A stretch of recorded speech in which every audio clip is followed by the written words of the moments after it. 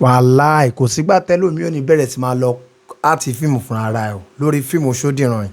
because mi ò mọ wàhálà àwọn èèyàn tó fi ń pariwo kiri online pé fíìmù yẹn ò dùn fíìmù yẹn ò dùn fíìmù yẹn ò dùn ọmọ àdáráyé ẹlẹ́nu méjì nìyẹn o ẹ wo Kọ́lé Oṣó from part 1 to part 10 fíìmù yẹn jẹ́ mẹ̀ ó jẹ́ wọ̀ ó jẹ́ dùn ẹ jẹ́ gbádùn ẹ̀ ẹ̀yin náà lè ń pariwo pé kò gbọ́dọ̀ tán síbẹ̀ ó gbọ́dọ̀ continue wọ́n jẹ́ òpó yá bọ́ọ̀lù àti lè ṣe tó ní bọ́ọ̀nì sáwọn audience wa ó yẹ jẹ́ ká gbé wọlé Òṣódìran ẹ sì wo part 1 ẹ ti ń complain ṣé gbà tẹ wo Òṣódìran gbà tẹ wo Kọ́lé Oṣó part 1 ṣé ẹ kọ́kọ́ ń dàbí pé ó ní ìtumọ̀ ni gbà tó ń dé part 3 4 5 lẹ́sẹ̀ṣẹ̀ rí pé fíìmù yẹn ó dàbí pé ó make sense gan-an lómi ṣẹ̀ṣẹ̀ ló ń wo part 1 irú èmi sì mi ò wo part 1 mi ò wo part 2 gbà tí fíìmù yẹn ti ń di pé àwọn yẹn ti ń gba tiẹ̀ láṣẹ padà lọ́n wò wọ́n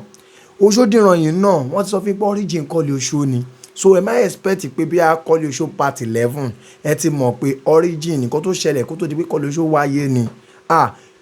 ẹni tó bá tẹ́ lọ́rùn kó gboko fíìmù lọ o pé actor pé actress o pé location manager pé lightman o pé gbogbo ẹ o bẹ́ẹ̀ wà káwọn èèyàn jọ ni wàá ya fíìmù fúnra ara ẹ o lórí fíìmù Òṣódìran yìí ẹ jẹ́ ká dúró de part 2 náà ká wá wò kán tó máa ṣẹlẹ̀ ìtẹ̀lẹ̀ ti jáde sọ̀rọ̀ àǹtí Sídì ti jáde sọ̀rọ̀